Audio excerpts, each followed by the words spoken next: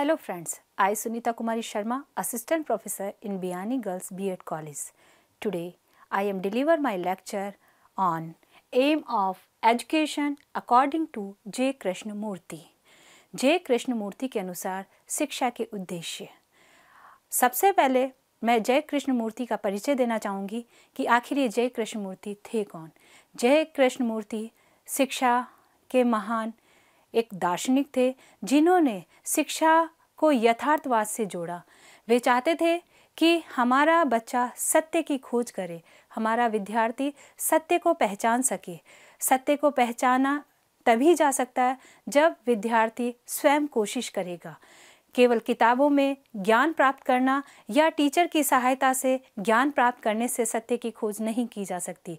यदि हम सत्य की खोज करना चाहते हैं तो हमें स्वयं को कोशिश करनी होगी, स्वयं को इस ओर ले जाना होगा, तब ही हम अपने स्वयं के प्रयासों से ही सत्य की ओर अग्रसर हो सकते हैं। अब बात आती है कि जे कृष्णमूर्ति ने शिक्षा के लक्ष्य क्या रखे, तो शिक्षा के उनके उद्देश्यों में सबसे पहला उद्देश्य था आध्यात्मिक दृष्टिकोण का विकास।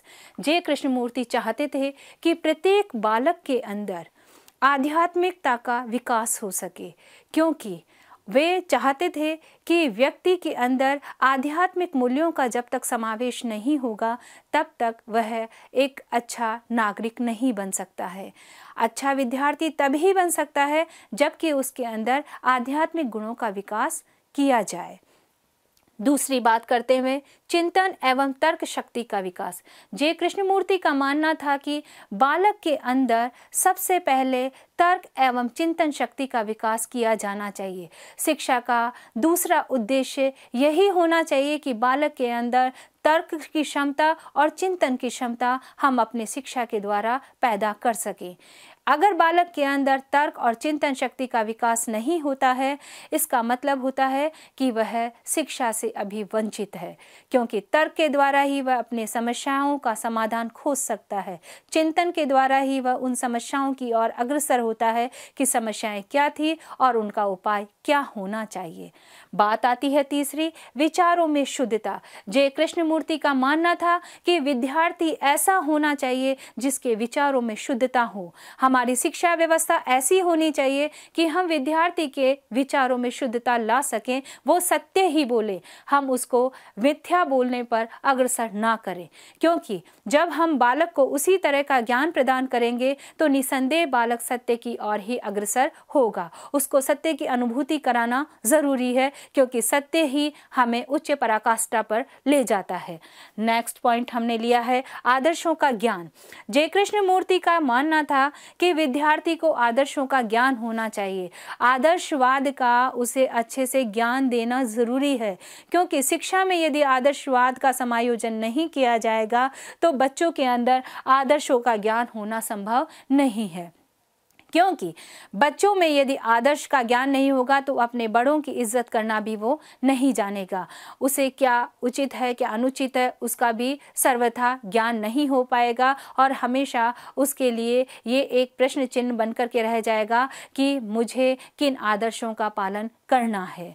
तो जे कृष्णमूर्ति का मानना था कि हमारी शिक्षा व्यवस्था ऐसी होनी चाहिए जिससे कि बालकों को उनके आदर्शों का ज्ञान हो सके। उन्हें आदर्शवाद में जो शिक्षण पद्धति थी, आदर्शवाद में जो परंपराएं थी, आदर्शवाद में जो आध्यात्मिकता थी, उन आध्यात्मिकताओं से उन बालकों को जोड़ा जाए ताकि वे उन आध्यात्मिकताओं के जरिए ये महसूस कर सके कि उनके लिए कौन से मार्ग पर चलना उचित रहेगा। पांचवी बात जे कृष्णमूर्ति ने जो बताई वह है नैतिकता का विकास।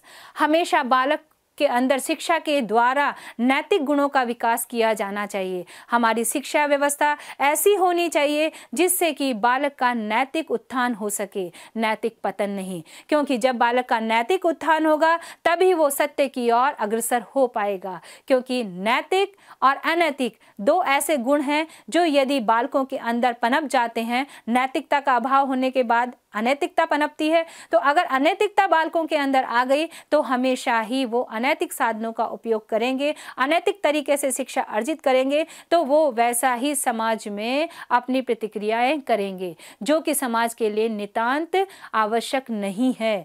आवश्यक है नैतिक तरीके से बच्चों को शिक्षित किया जाए ताकि उनका नैतिक चरित्र उन्नत हो सके और समाज में वो एक अच्छे नागरिक के रूप में जीवन यापन कर सके। अनैतिक गुणों से विद्यमान यदि कोई व्यक्ति होगा तो वो निस्संदेह हमारे देश के लिए, हमारे समाज के लिए, हमारे परिवार के लिए बहुत ही गलत साबित होगा। तो हमारी शिक्षा व्यवस्था ऐसी होनी चाहिए, हमारी शिक्षा का उद्देश्य ऐसा होना चाहिए जिससे कि बालकों का नैतिक चरित्र उन्नत हो सके। अगली बात उन्होंने कही, चरित्र निर्माण का उद्देश्य। बालक का चरित्र, कहा जाता है कि शिक्षा ही बालक के चरित्र का निर्माण करती है, सर्वथा उचित है।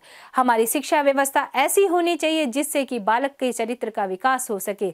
वर्तमान समय में हम दृष्टिपात करें, वर्तमान समय में हम देखें तो पाते हैं कि हर जगह चरित्र का पतन हो रहा है।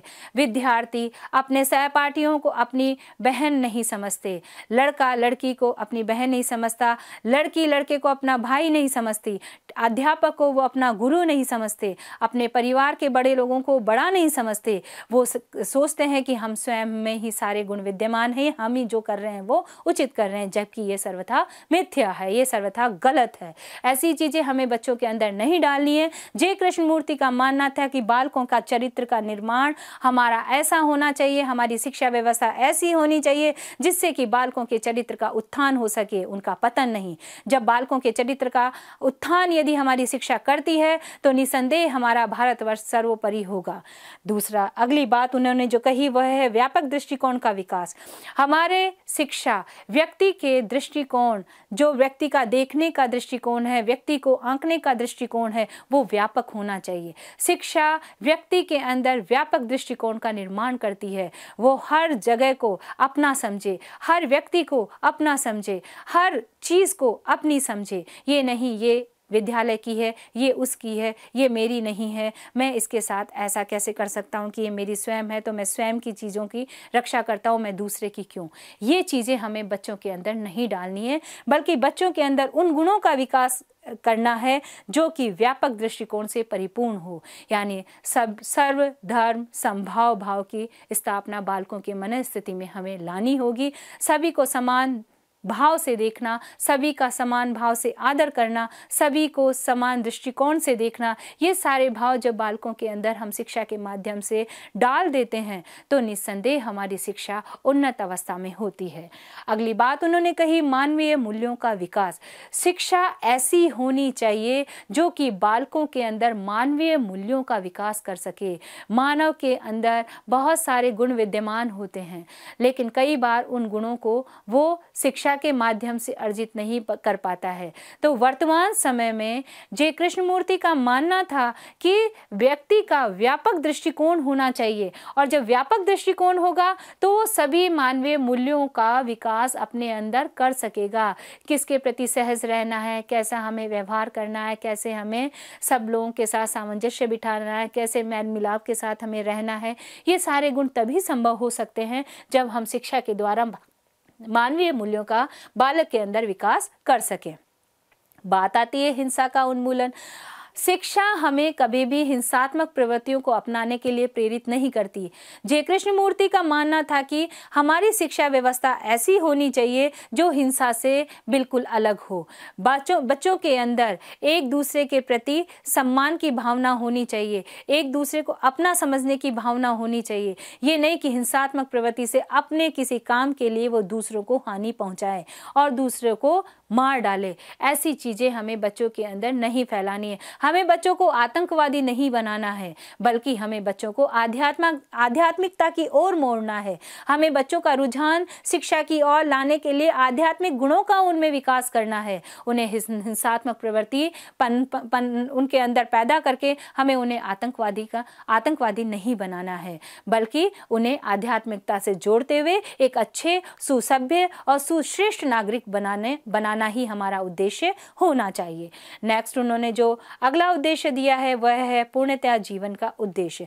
मानव का पूर्णतया की ओर अग्रसर करना, ये शिक्षा का परम उद्देश्य होना चाहिए। शिक्षा हमेशा मनुष्य को पूर्ण बनाती है। शिक्षा के द्वारा ही मनुष्य परिपूर्ण होता है।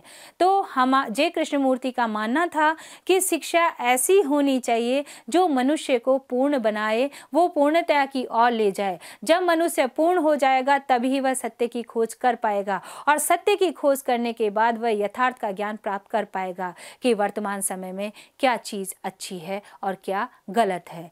तो यथार्थ का ज्ञान करा करके ही सत्य का ज्ञान होता है, और जब सत्य की अनुभूति उसने प्राप्त कर ली तो निसंदेह वह परिपूर्ण हो जाता है। क्योंकि सत्य कभी भी किसी से प्राप्त नहीं किया जाता है। सत्य हमेशा अपनी कोशिश, अपने परिश्रम, अपनी लगन के द्वारा ही हम सत्य को प्राप्त कर सकते हैं। तो जय कृष्णमूर्ति ने यथार्थ के द्वारा सत्य की खोज पर ज़्यादा से ज़्यादा बल दिया है। उन्होंने कहा है कि वर्तमान समय में जो हमारी शिक्षा के अंदर इतना विप्लव आ रहा है, वो एक ही वजह है कि हम उन आध्यात्मिक मूल्यों को छोड़ते जा रहे हैं। तो हमारी नितांत आवश्यकता जो शिक्षा के अंदर है वह है आध्यात्मिकता की ओर हमें उन्मुख होना है, क्योंकि हम आध्यात्मिकता को बहुत पीछे छोड़ चुके हैं। वर्तमान समय में जो हमारी आवश्यकता है वो इन सभी उद्देश्यों को ध्यान में रखकर यदि शिक्षित हम बालकों को करते हैं तो निसंदेह हमारे बालक सर्वोपरि होंगे। जो आज चारों तरफ हम दृष्टिपात करके पाते हैं कि हर तरफ अराजकता है, हर तरफ हिंसा है, हर तरफ नियमों का उल्लंघन है, तो इन सब चीज़ों को यदि हम सही रूपरेखा के अंदर लेकर के आना चाहते हैं तो सबसे पहली हमारी जो आवश्यकता होगी वो आध्यात्मिकता की ओर उन्मुख करना होगा। दूसरी होगी चरित्र निर्माण, तीसरी होगी मानवीय मूल्यों का विकास, चौथी होगी आध्यात्मिक दृष्टिकोण का विकास, पांचवी होगी चिंतन एवं तर्क शक्ति का विकास, और छठी होगी विचारों में शुद्धता, आदर्शों का ज्ञान, नैतिकता का विकास, चरित्र निर्माण का उद्देश्य, व्यापक दृष्टिकोण का विकास। यदि इन सारे गुणों को हम एक विद्यार्थी के अंदर पैदा कर सकते हैं तो हम निसंदेह उसको बहुत अच्छा नागरिक बना सकते हैं। यही मानना है कि शिक्षा ऐसी होनी चाहिए जो इन सारे गुणों को बालक के अंदर ला सके। हम केवल बच्चों को रट्टू खोपड़ी नहीं बना सकते, हम बच्चों को सिर्फ ऐसा नहीं बना सकते जो किताबी कीड़ा बन जाएं, जो किताबी ज्ञान ले लें। हमें बच्चों को ऐसा बनाना है जो कि सारे गुणों को समेटे हुए हो। ऐसे ही हमारा मानना है कि बालकों को अगर ये शिक्षा हम देते हैं तो निसंदेह वो बहुत ही अच्छा नागरिक बन जाएगा। जय कृष्णमूर्ति का मानना यही था। Thank you for listening and watching my video. अगर आपको मेरा ये वीडियो पसंद आया है तो प्लीज़ लाइक कीजिए, शेयर कीजिए और सब्सक्राइब कीजिए यूट्यूब चैनल को। Thank you.